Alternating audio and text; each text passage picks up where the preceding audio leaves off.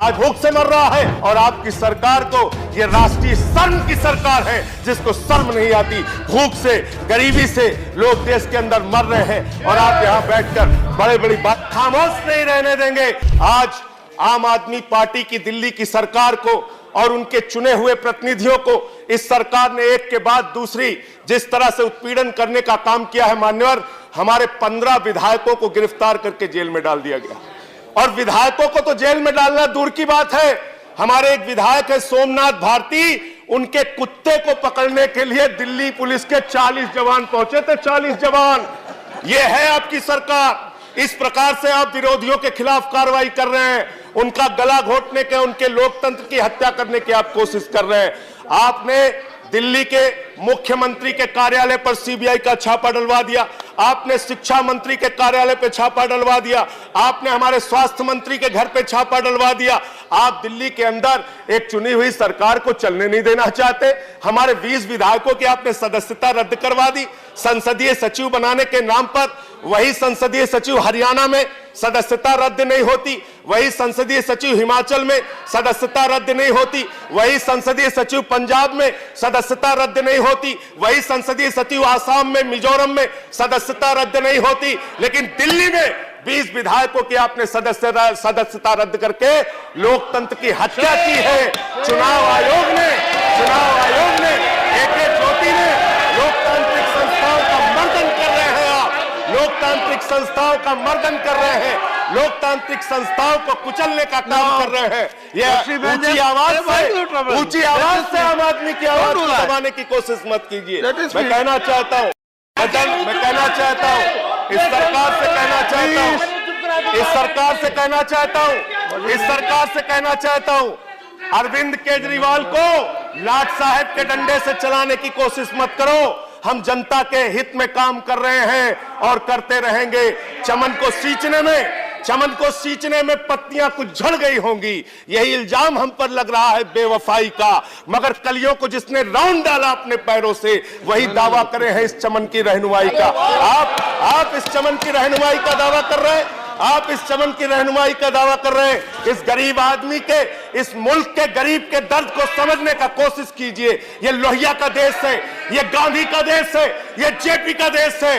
Doctor Lohia ने नारा दिया था, राष्ट्रपति हो या चपरासी की संतान, सबको शिक्षा एक समान। लोहिया का नारा था, जब तक भूखा इंसान रहेगा धरती पर तूफान रहेगा। और झारखंड के अंदर कोयला देवी की 11 साल की बच्ची संतोषी भात भात कह के मर जाती है। आज भी इंसान भूख से मर रहा है 70 साल के बाद। और आपकी सरकार को यह राष्ट्रीय शर्म की सरकार है जिसको शर्म नहीं आती। भूख से, गरीबी से लोग देश के अंदर मर रहे हैं और आप यहां बैठकर बड़ी बड़ी बातें कर रहे हैं, बड़े बड़े दावे कर रहे हैं। एक बात के लिए मैं इस सरकार से सहमत हूं, सुनने की क्षमता रखिए। एक बात के लिए मैं इस सरकार की तारीफ करूंगा।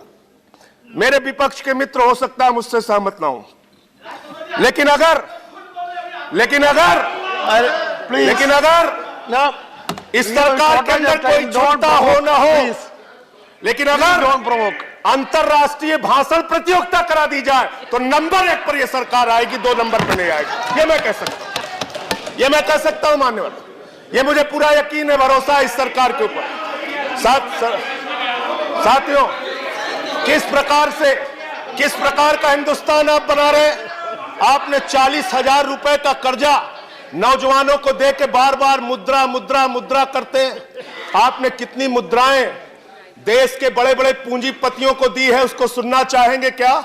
रिलायंस ग्रुप पर 1,25,000 करोड़ का कर्जा, वेदांता ग्रुप पर 1,03,000 करोड़ का कर्जा, एसआर ग्रुप पर 1,01,000 करोड़ का कर्जा, अडानी ग्रुप पर 96,000 करोड़ का कर्जा, जेपी ग्रुप पर 75,000 करोड़ का कर्जा, जेएसडब्ल्यू ग्रुप पे 58,000 करोड़ का कर्जा, जीएमआर ग्रुप पे 47,000 करोड़ का कर्जा, लैंको ग्रुप पे 47,000 करोड़ का कर्जा, वीडियोकॉन ग्रुप पे 35,000 करोड़ का कर्जा, जीवी के ग्रुप पर 33,000 करोड़ का कर्जा, 8,55,000 करोड़ का कर्जा बड़े बड़े उद्योगपतियों को बांट दिया। ये सरकार ये कहती है मान्यवर, मोदी जी की सरकार कहती है 9,000 का कर्जा लोगे तो तुमको जेल में डाल दिया जाएगा।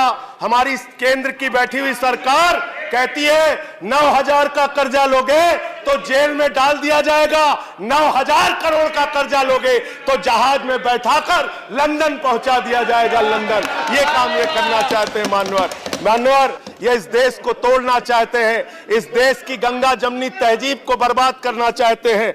आज इस देश का लोकतंत्र खतरे में है। हो सकता है कल को कोई पार्टी सत्ता में रहे, फिर दूसरी पार्टी सत्ता में रहे।